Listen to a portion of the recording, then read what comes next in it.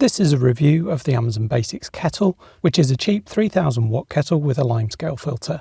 It's got a simple matte black finish to it, and there's a viewing window on one side with all the measurements. It's a cordless kettle and the base is quite lightweight, and when you switch it on, it lights up a blue LED.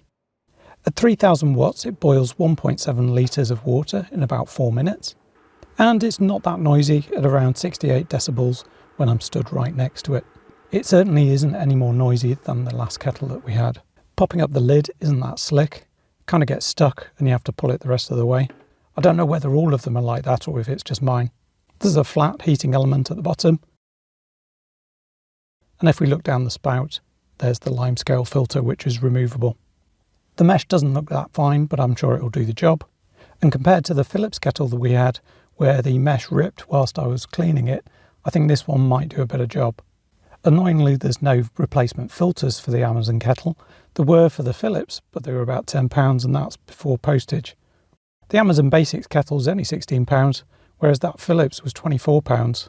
And it's worth noting that the Philips kettle, although it says Series 3000 in it, that doesn't mean it's a 3000 watt kettle, it's 2200 watts.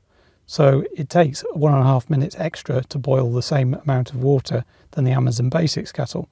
Overall, we're really happy with it. It presents good value for money. It boils faster than the Philips, and I think the filter will be more durable. Hope this was useful. Thanks for watching. See you next time.